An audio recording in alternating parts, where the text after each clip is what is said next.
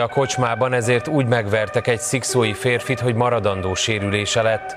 Az áldozat egy nyertes sorsjegyet akart beváltani, amikor egy ismerőse megszólította, hogy igyanak együtt, de ő inkább haza akart menni. Az ismerős emiatt annyira dühös lett, hogy több embert is megvert a kocsmában. A sorsjegy nyertesének eltört a combcsontja és a kezét is műteni kellett. A verekedőt most ítélték el.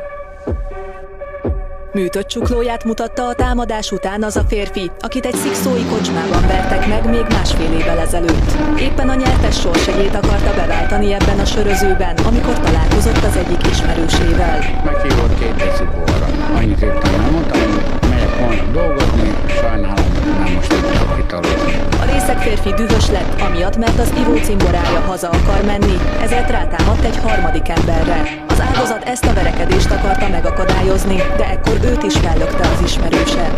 Meglökött, combnyomtörést kaptam, 2 ütötték a kezemet. Az összevert áldozat a földön feküdt és felállni sem tudott, ezért egy másik férfi és a pultos nő próbáltak segíteni neki, a kerítéshez húzták. Ebben a lábam van 5 platina, ezt a lábam is műteni kellett ezt is. A férfi maradandó károsodást szenvedett a támadás során. Súlyos töréses, maradandó fogyatékosságot eredményező sérüléseket szenvedett, míg a másik sértett 8 napon belül gyógyuló zúzódásokat, ő nem terjesztett elő magánindítványt. Az ügyben most született ítélet. 1 év szabadságvesztésre ítélte, amelynek végrehajtását 2 év próbaidőre felfüggesztette. A döntés jogerős, ellene senki nem fel.